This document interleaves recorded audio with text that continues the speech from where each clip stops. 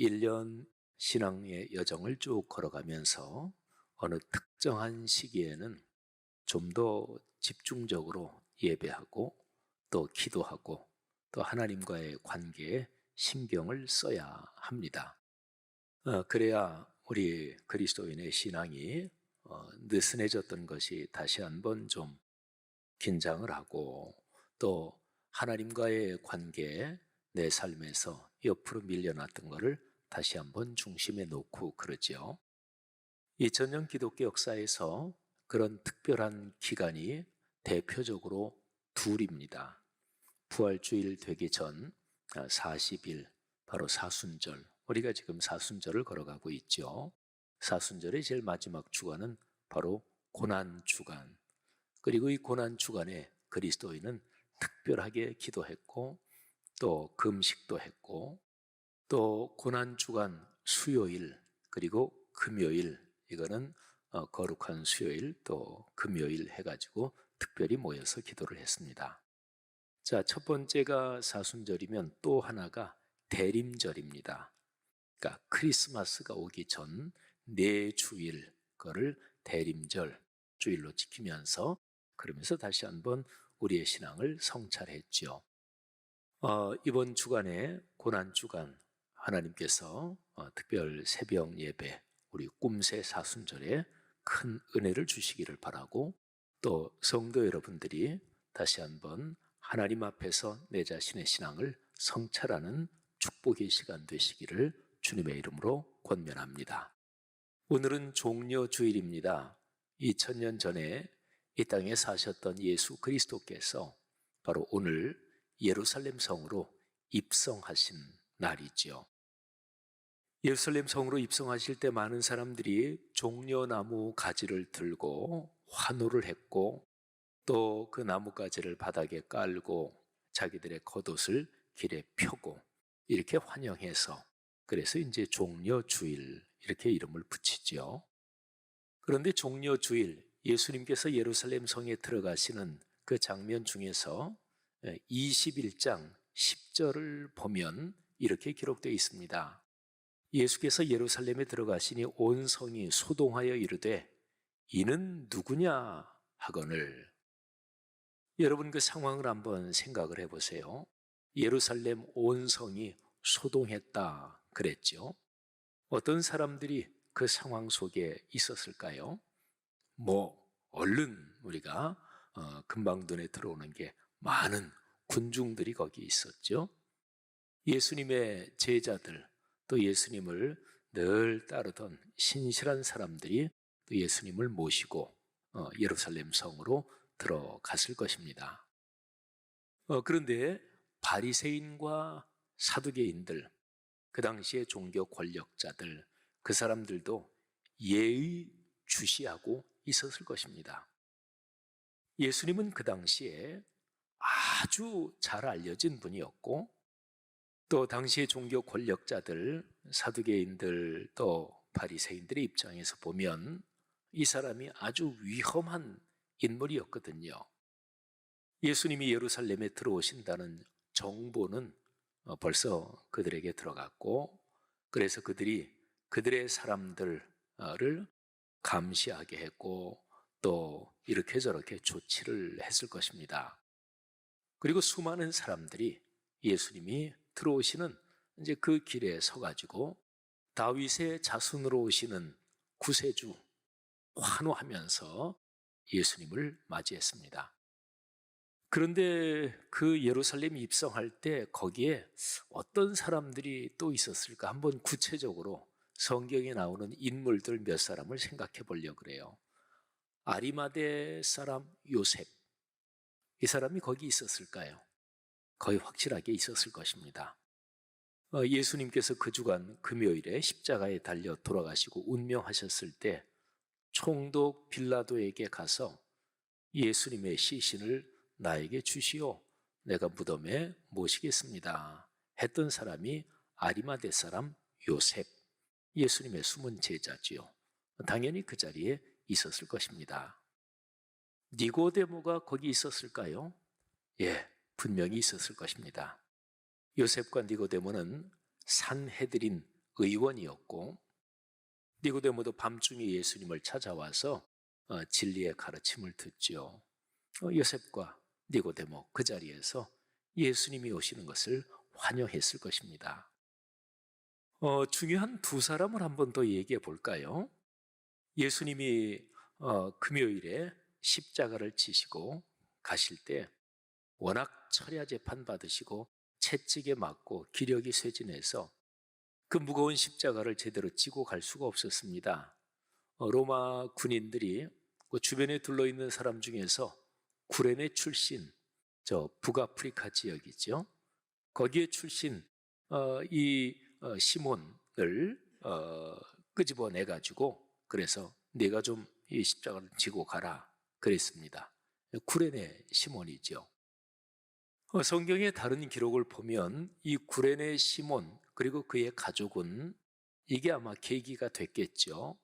나중에 예수 그리스도를 믿고 초대교회에서 참 중요한 역할을 하는 그런 사람들이 됐습니다. 구레네 시몬이 예수님이 들어오실 때 거기 있었을까요? 유월절을 지키기 위해서 한 5일 전쯤에는 예루살렘에 도착해야지 그랬으면 거기 있었겠죠. 그런데 6월절 한 2, 3일 전에 들어왔다면 입성할 때 그 자리에는 있지 않았겠죠. 구레네 시몬 아무튼 그렇고요. 그리고 아주 특이하고 중요한 사람 하나를 더 생각해 보려고 합니다. 예수님이 십자가에 못 박히실 때 예수님의 십자가 처형을 로마 장교로서 실무 책임을 맡아서 쭉 지휘한 사람이 있었습니다. 이름은 나오지 않아요. 백부장 그냥 그렇게 되죠. 이 백부장이 그 당시에 예루살렘의 로마 군인들은 주둔하고 있는 수가 많지 않았습니다. 그러면 수많은 군중들이 모인다 그랬으니까 제사장들 휘하에 있는 성전 경비대 그뿐만 아니라 로마 군인들도 혹시나 사고가 나지 않을까, 또 이런 기회에 로마에 반역하는 어떤 데모가 있지 않을까 해서 로마 군인들도 아마 출동해 있었을 것입니다. 그렇다면 이 백부장도 거기 있었겠죠.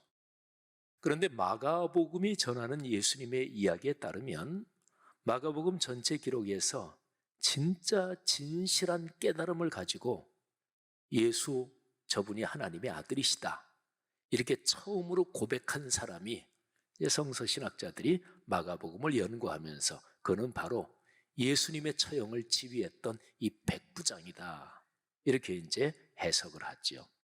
이 백부장, 이 사람이 거기 있었을까요? 거의 확실하게 예수님이 예루살렘 성에 들어오실 때 그 자리에 있었을 텐데 그 당시는 이 백부장은 저 예술한자의 인기가 대단하구나. 아이고 유대인들 이 사람들의 신앙심 이거는 진짜 지독하고 못 말리지. 그 정도 생각을 하면서 거기 있었을 것입니다. 자, 쭉 이런저런 생각을 해봤는데 마지막으로 하나 더 한번 상상 또는 생각을 해볼까요? 여러분이 바로 여기에 예배 참석하신 여러분이 예수님이 입성하신 2000년 전 거기 있었다면 여러분이나 또는 저는 어떻게 생각을 했을까요?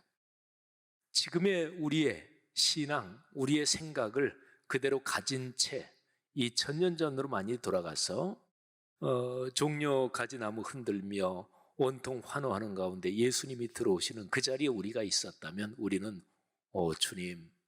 주님께서 십자가를 지시기 위해서 이 예루살렘에 입성하시는군요 하고서 주님으로 다시 한번 고백하며 또 주님을 맞이하면서 감격을 했겠죠.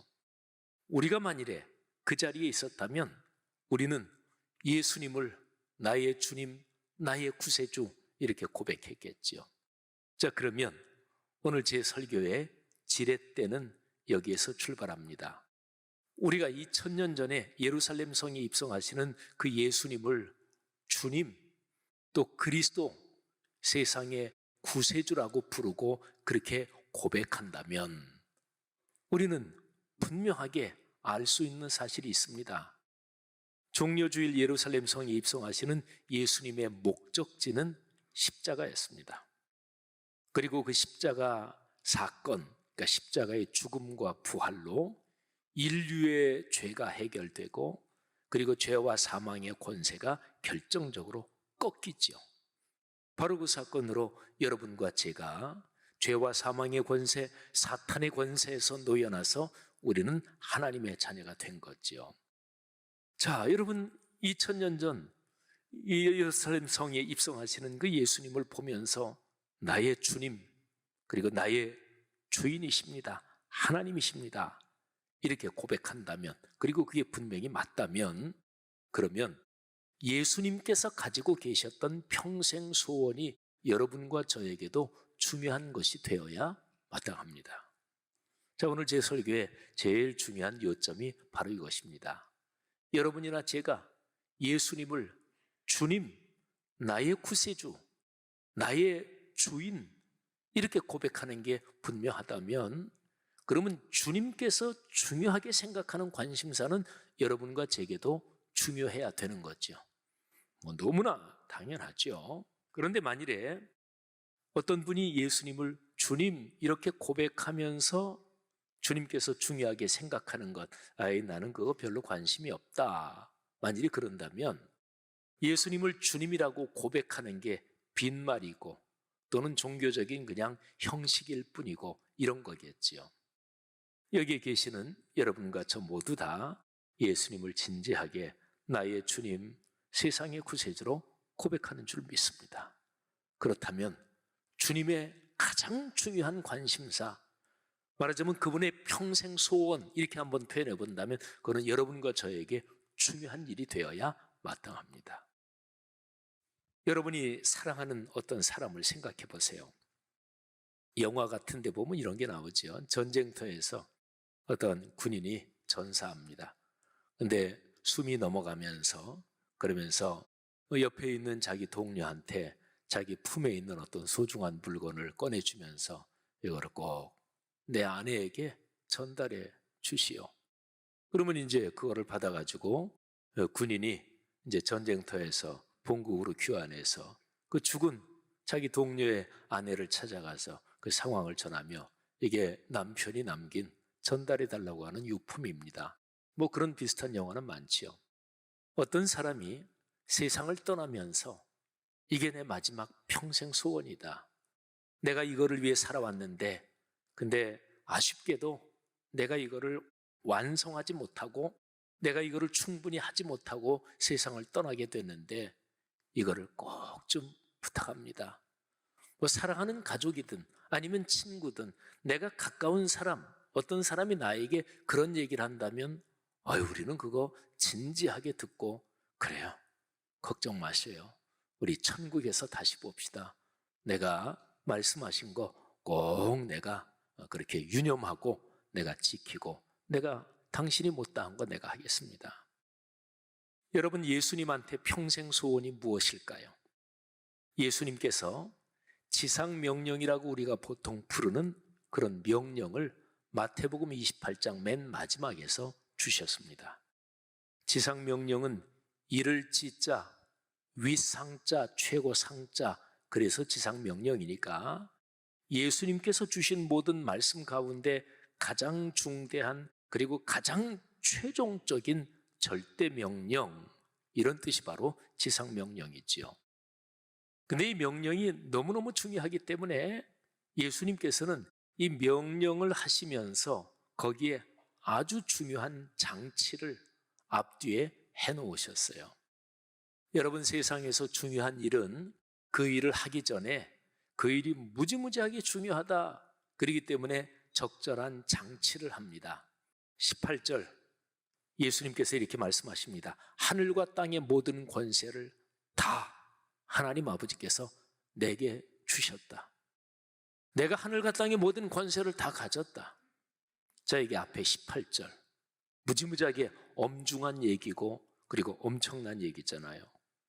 그리고 20절 후반부 볼지어다 내가 세상 끝날까지 너희와 항상 함께 있겠다. 이것도 엄청난 거잖아요. 대통령의 공적인 직인이 또는 어떤 공적인 이런저런 직인이 딱 지키잖아요. 법원 판결이 나잖아요. 그럼 그 직인이 공적인 권위를 상징합니다. 어디에 가든지 그걸 보여주면 이게 공적으로 효력이 있고 또 영향을 끼치지요. 그거는 국가의 공권력이 거기에 같이 있고 공적인 증빙이 된다는 얘기거든요. 근데 예수님께서 세상 끝날까지 내가 너희와 항상 함께 있겠다. 뭐 그냥 예수님이 사인해 주시는 정도가 아니라 아예 예수님이 내가 끝까지 같이 있겠다. 18절의 이 보장 그리고 20절 후반부의 이 보장, 이건 얼마나 엄중합니까? 자, 이토록 엄중한 장치를 해놓고 그 사이에서 예수님께서 두 가지를 명령하십니다. 지상명령의 구체적인 두 가지 내용이지요. 이 두 가지 중에 첫 번째는 모든 사람에게 삼일체 하나님의 이름으로 세례를 베풀어라.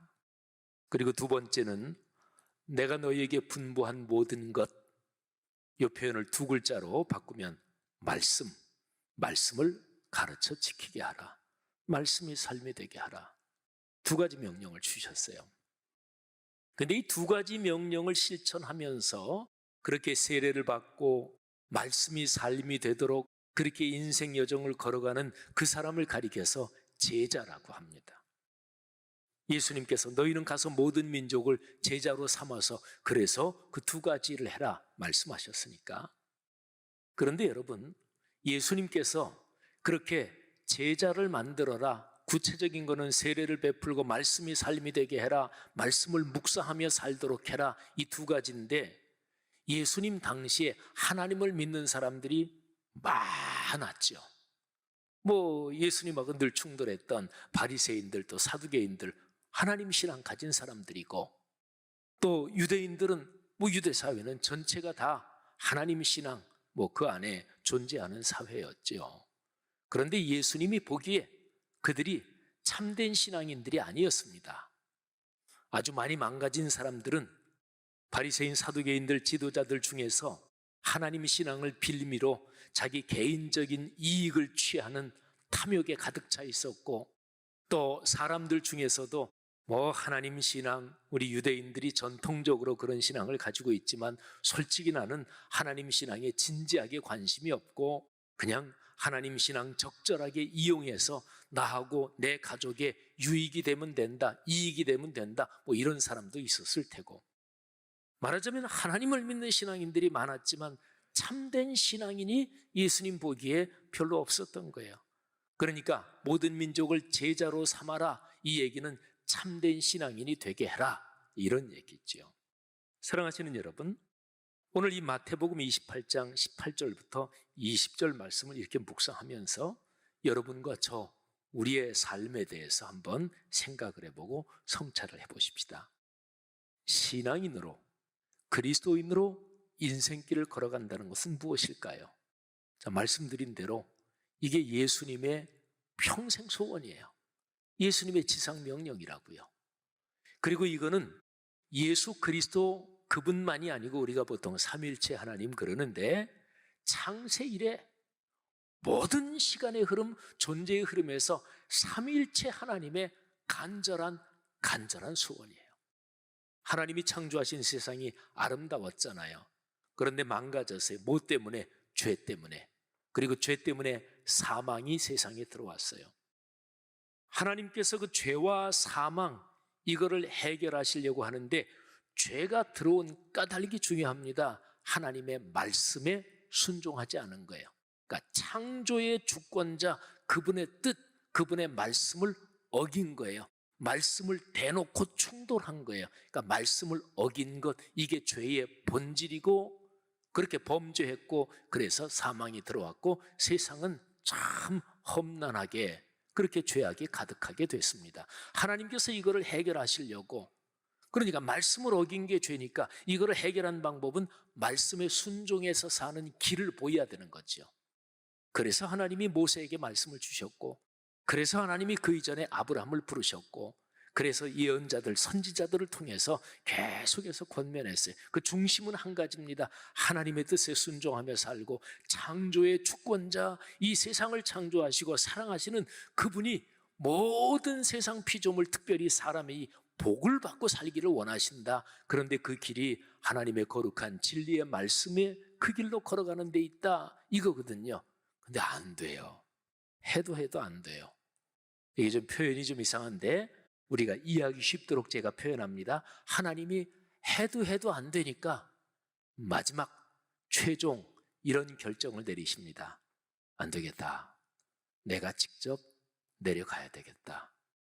그래서 말씀이신 예수 그리스도가 직접 세상에 오시는 거예요.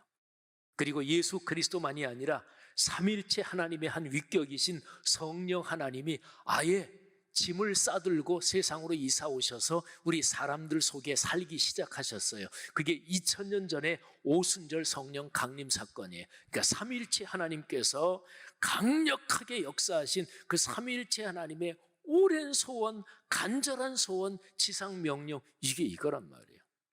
자, 그러면 이제 아까 제가 말씀드린 대로 이게 여러분한테 중요하십니까? 모든 세상 사람들이 자, 세례받게 하는 거, 그리고 그 사람들이 말씀을 묵상하며 말씀대로 살게 하는 것, 어떠십니까? 여러분 삶에게 중요한가요? 사랑하신 여러분, 우리는 그리스도인으로서 예수 그리스도의 그 간절한 관심사가 여러분과 제게도 중요한 관심사가 돼야 된다. 이거는 당연하고 논리가 너무나 쉽잖아요. 그렇죠? 근데 실제적으로 그 일이 무엇일까요?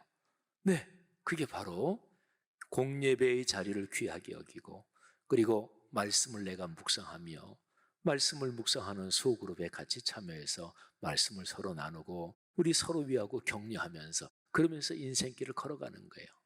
이겁니다. 구체적으로 말하면 그리 복잡하지 않고 또 그렇게 어렵지도 않습니다.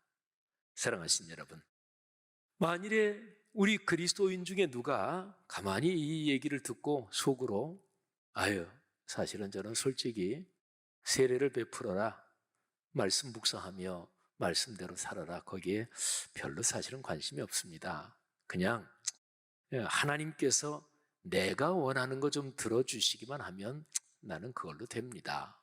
그러면 생각해 보세요. 자, 하나님께서 성경 말씀 66권이 하나님의 뜻이거든요. 그러니까 하나님께서는 당신의 뜻이 이루어지기를 원하십니다. 그러니까 성경 66권에 있는 말씀이 제 삶에 이루어지게 하옵소서, 이게 신앙인의 길이에요. 근데 만일에 어떤 그리스도인이 솔직하게 남한테 얘기하는 건 아니지만 내가 내 자신을 살펴볼 때 아유, 나는 성경 말씀이 내 삶에 이루어지는 거, 말씀이 삶이 되는 거, 그건 솔직히 좀 관심이 없고요. 그냥 말씀에 있는 하나님의 뜻 말고 내가 원하는 그거를 하나님이 좀 들어주시면 나는 그걸로 오케이. 자, 그럼 물어보십시다. 성경 말씀에 기록되지 않은 내가 생각하는 그 뜻을 하나님이 들어주실까요? 예, 안 들어주십니다. 만일에 성경 말씀에 기록된 것이 아닌데 내가 하나님께 계속 기도했는데 들어주셨다, 그건 하나님이 응답하신 게 아닐 가능성이 다분히 높습니다. 악한 영이 하나님이 응답했다고 그렇게 고도의 전술로 우리를 휘어잡으려는 그런 전략일 수 있겠죠. 사랑하신 여러분, 우리 상황은 명백하잖아요. 66권 이 성경 말씀, 이거는 구약 신약에 계속 기록된 대로 이거는 너희의 복을, 너희의 행복을 위한 것이다. 하나님께서 창조하신 분이고 섭리하시는 분이고 이 세상의 모든 것을 주권적으로 주장하시는 분이니까 세상 사람들이 어떻게 하면 행복하게 살지 진정한 행복을 하나님이 잘 아셔요. 하나님이 그거를 말씀에 기록해 놓으셨고, 그리고 그 말씀이 여러분과 저 우리의 삶으로 이어지기를 하나님은 간절히 바라고 계시는 거죠. 성도 여러분들이요, 이 복이 여러분과 제게 충만하기를 주의 이름으로 축원합니다. 그리고 이거를 중심에 잡고 인생 여정을 걸어가시기를 주님의 이름으로 권면 드립니다. 여러분, 그게 바로 말씀 삼운동이에요. 하나님 거룩한 말씀이 제 삶에, 그리스도인과 교회의 삶에 말씀이 삶이 되게 하시고, 그리고 이것이 세상 모든 사람에게 그렇게 계속 퍼져나가게 확대되게 도와주옵소서. 이게 바로 말씀 삼운동이지요. 성도 여러분들이요, 여러분이 걸어가는 인생 여정, 이 말씀 삼운동에 헌신하며 또 여러분의 아들, 딸, 손자, 손녀 예수님 재림하실 때까지 가문 대대로 이 말씀 삼운동에 헌신하며 걸어가는 이 복의 중심대로를 걸어가는 그런 축복이 넉넉하기를 주님의 이름으로 축원합니다.